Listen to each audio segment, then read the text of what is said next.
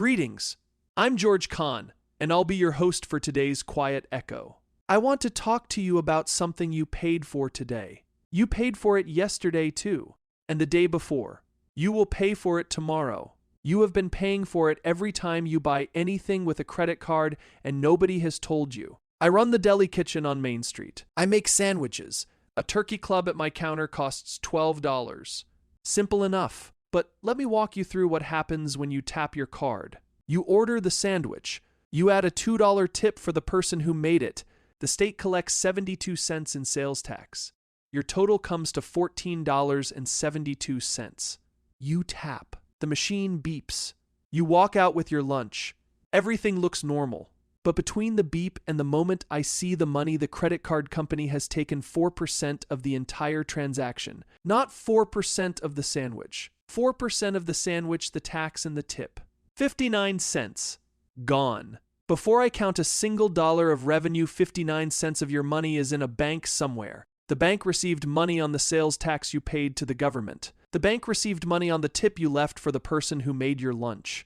You meant every penny of it for the person behind the counter. The bank took a piece of it before it got there. Now 59 cents does not sound like much. But multiply your sandwich by every credit card transaction in America. Every coffee, every tank of gas, every prescription, every grocery run, every pair of shoes, every oil change. The credit card industry collected more than $170 billion in swipe fees last year.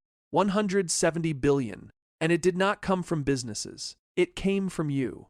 Because every business in the country builds the fee into the price of what it sells. The $12 sandwich would cost less if the fee did not exist. Here is something most people have never thought about. If you pay cash for a sandwich at my counter, you pay the same $12 as the person who tapped a card. The fee is built into the price for everyone. So your cash, your paper dollars are subsidizing someone else's airline miles.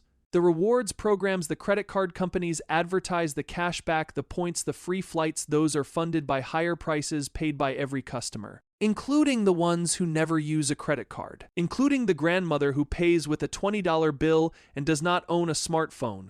I think about her.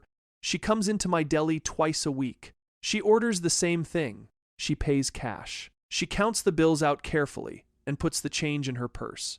She has never earned a reward point in her life. She does not have an app on her phone. She does not fly anywhere. But she has been paying for other people's reward points every time she buys a sandwich, a gallon of milk, a bottle of aspirin, a bag of flour. She just does not know it. Nobody told her. Nobody told any of us. Visa and MasterCard control more than 80% of the credit card market. They set the fees. I cannot negotiate. I cannot choose a cheaper network. I cannot say no without turning away the customer standing in front of me. And the customer, you never sees the fee at all. It is not on your receipt. It is not on your statement. It is invisible. But it is in the price of everything you buy. There is a bipartisan bill in Congress called the Credit Card Competition Act. It would give businesses the right to choose among processing networks the way you choose among gas stations or grocery stores. It would not cap the fees. It would not eliminate them. It would introduce competition where right now 2 companies control the toll booth, and every business in America has to drive through it. The president has called swipe fees out of control. Illinois passed a law removing swipe fees from the tax and tip portions of transactions, and a federal judge upheld it last month. States are moving. Congress is talking, but every day it waits, the fee collects. On your lunch, on your groceries, on the tip you left because you wanted to be generous, on the tax you owe the state. 4% of everything, every time, every tap. I came to this country because my family was told we did not belong where we were born. The deal here was simple. You work. You build something. You keep what you earn. I have kept my end. I work 6 days a week behind this counter. But I am not telling you this story for myself. I am telling it for you. Because you are the one paying. You paid for it this morning. You will pay for it again tomorrow. The only difference now is you know. This is George Kahn, your host for today's Quiet Echo. Thanks for listening. Quiet Echo is part of the fictional Cedar Valley news series, written by Evan Swenson, publisher, publication consultants, and Claude Marshall, AI developmental editor. While the people in town are fictional, the national events they reflect on are real. Cedar Valley News has a Facebook group. If you have comments and want to join the conversation, you are welcome. I will put the link in the show notes. You've been listening to the Cedar Valley News Podcast, where small-town voices meet the headlines shaping our world. From faith and family to front porches and fields.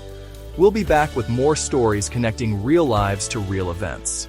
Until next time, keep your porch light on, your faith strong, and your heart open.